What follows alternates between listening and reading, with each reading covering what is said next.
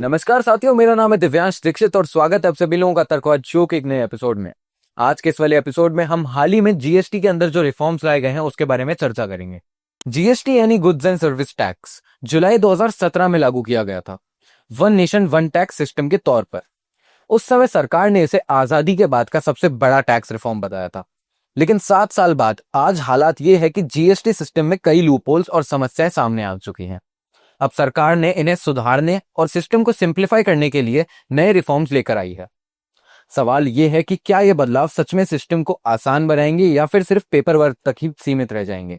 GST से पहले India में excise duty, VAT, service tax, entry tax, luxury tax और एंटरटेनमेंट टैक्स जैसे दर्जनों इनडायरेक्ट टैक्सेस थे। हर स्टेट का अपना अलग टैक्स सिस्टम था। एग्जाम्पल के तौर पर अगर कोई मैन्युफैक्चरर पंजाब से गुड्स बेचता था और वो दिल्ली जाता था तो उसे अलग अलग स्टेट बॉर्डर्स पर अलग अलग टैक्स देना पड़ता था। ये कॉम्प्लेक्सिटी बिजनेस को स्लो कर देती थी और करप्शन के मौके बढ़ा देती थी। इसी प्रॉब्लम को खत्म करने के लिए 2017 में एक सिंगल इनडायरेक्ट टैक्स लाया गया, जीएसटी। लेकिन जैसे ही सिस्टम को लागू किया गया, छोटे व्यापारी फाइलिंग और कंप्लायंस की वजह से परेशान होने लगे। हर महीने रिटर्न भरने का रूल कई छोटे दुकानदारों के लिए एक बहुत भारी पीड़ा बन गया था। इनपुट टैक्स क्रेडिट सिस्टम भी इतना जटिल निकाला गया कि कई बार जेन्युइन बिजनेसेस को भी क्रेडिट मिल ही नहीं पाता था और रेवेन्यू कलेक्शन भी कई बार टारगेट से नीचे रहा। अब इन्हीं प्रॉब्लम्स को एड्रेस करने के लिए नए रिफॉर्म्स इंट्रोड्यूस किए जा रहे थे। अब बात करते हैं रिफॉर्म्स की। पहला, जीएसटी रेट रैशनलाइजेशन। अभी सिस्टम में 4 मुख्य स्लैब्स हैं, 5%, 12%, 18% और 28%। लेकिन कई बार एसेंशियल और नॉन एसेंशियल गुड्स पर एक जैसा टैक्स लग जाता है, जिससे कंफ्यूजन होता है। एग्जाम्पल के लिए एक मास यूज शैम्पू बॉटल और एक प्रीमियम शैम्पू पर करीब करीब वही 18% टैक्स लगता है। अब सरकार स्लैब्स को 3 में सिंप्लीफाई करना चाहती है। इससे कंज्यूमर के लिए चीजें क्लियर होंगी और ट्रेडर्स को फाइलिंग आसान लगेगी।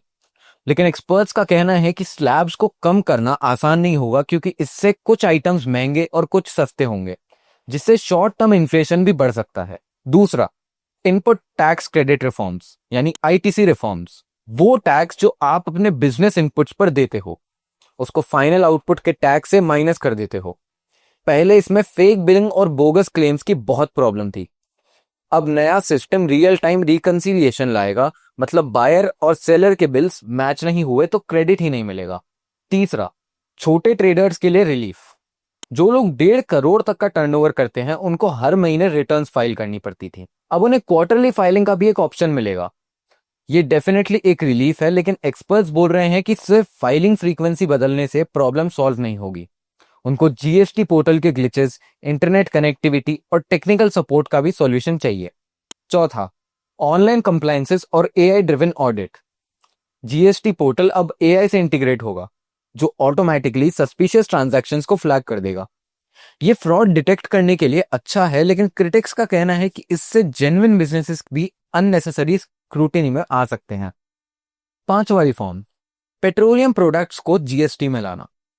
गवर्नमेंट पेट्रोल और डीजल को ग्रेजुअली जीएसटी के एम्बिट में लाना चाहती है।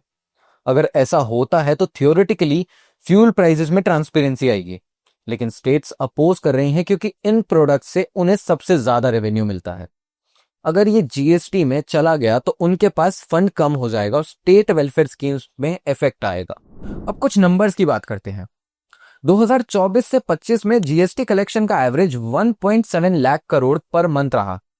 2017 के मुकाबले ये लगभग डबल है।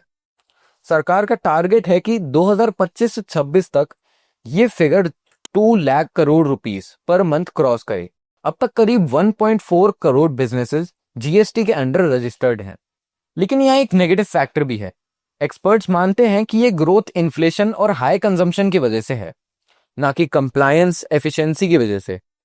मतलब रेवेन्यू बढ़ा तो है, लेकिन सिस्टम अभी भी उतना आसान नहीं हुआ है जितना प्रॉमिस था।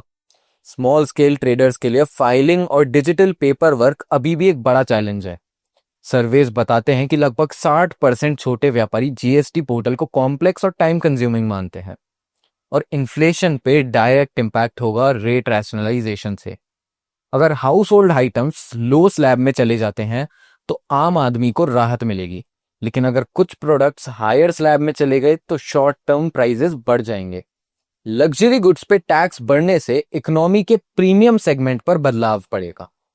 सबसे बड़ी आलोचना है कि जीएसटी को सरकार ने गुड एंड सिंपल टैक्स कहा था, लेकिन वास्तव में कई छोटे ट्रेडर्स के लिए यह ग्रेट स्ट्रेसफुल टैक्स बन गया है।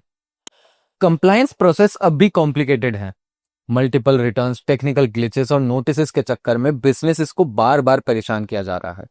कई राज्यों का मानना है कि जीएसटी ने उनकी फिस्कल ऑटोनॉमी कम कर दी है। कंपनसेशन का इश्यू लगातार उठता है। पेट्रोल डीजल को जीएसटी में लाने पर सरकार ट्रांसपेरेंसी की बात करती है, लेकिन एक्सपर्ट्स कहते हैं कि इससे स्टेट्स की फाइनेंशियल इंडिपेंडेंस खतरे में पड़ जाएगी। एआई ड्रिवन सिस्टम फ्रॉड रोक सकता है, लेकिन अगर चेक्स और बैलेंसेस नहीं हुए तो जेन्युइन ट्रेडर्स हैरेसमेंट का शिकार बन सकते हैं। अपोजिशन पार्टीज आर्ग्यू कर रही हैं कि गवर्नमेंट छोटे कारोबार की असली समस्याओं को नजरअंदाज कर रही है। उनके लिए रिफॉर्म सिर्फ फाइलिंग फ्रीक्वेंसी बदलने तक सीमित है। ग्राउंड लेवल पर सिस्टम अभी भी कॉम्प्लिकेटेड है। सिंपल शब्दों में कहा जाए तो सरकार चाहती है कि टैक्स सिस्टम स्ट्रीमलाइंड हो, रेवेन्यू कलेक्शन बढ़े और टैक्स इवेजन रुके। लेकिन ग्राउंड लेवल पर छोटे व्यापारियों को, स्टेट्स और कंज्यूमर्स के लिए एक चैलेंज बाकी है। हर रिफॉर्म में अपने फायदे और नुकसान होते हैं।